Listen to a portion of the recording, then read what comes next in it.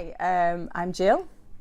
I have been worshipping at Sale Core for about 5 years now, and in that time I've kind of started a career off as an artist. Well, we have no background of kind of church interaction with my family. We've not historically been a Christian family, but I had a really difficult time for a while, and I was just a really difficult time. And I spent a lot of time playing in a town band, and the town band had quite a few Sally Army band members in it as well.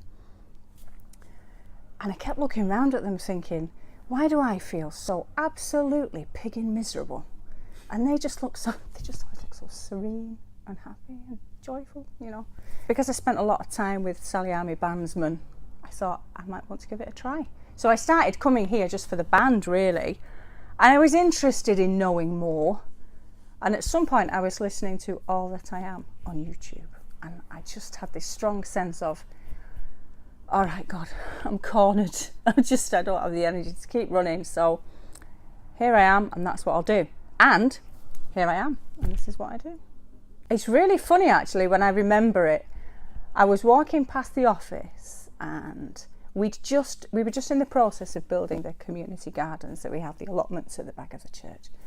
And there are two big gable end walls.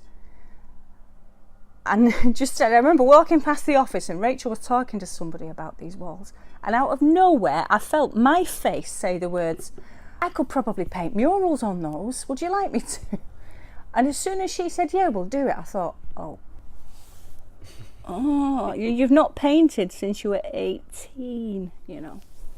But I believe that was the words of God coming out of my face, you know what I mean? So I regretted it bitterly for about 2 weeks. Then once I'd stopped being terrified, I had so much support and so much encouragement and so much physical help to do what I needed to do that the whole project went swimmingly, and I loved it so much. And I thought, if only there were a way to do more of this for a living.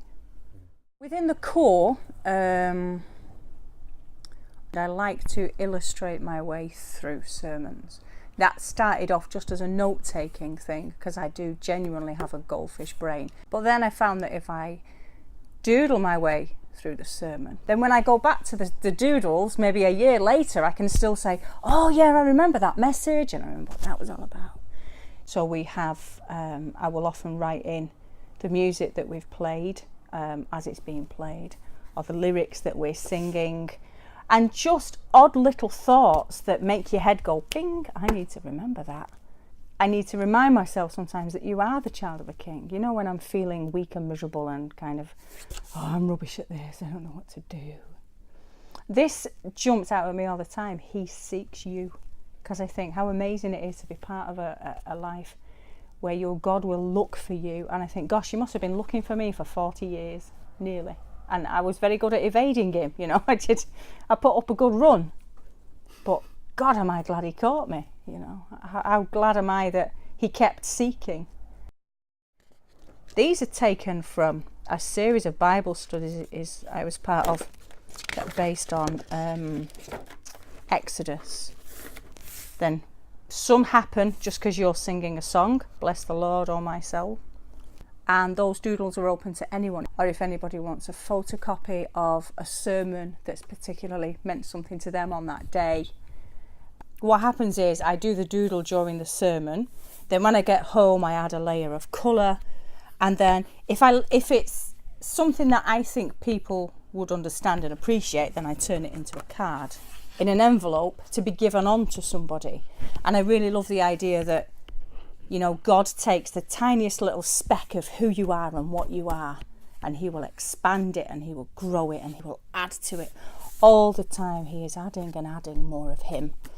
And I love the idea that we can do that using art through worship, that we can take a little basic nugget and we can add to it, and we could add more process and take it further and further until we get something like this that can be given to other people to encourage them to think more about their faith and their joy.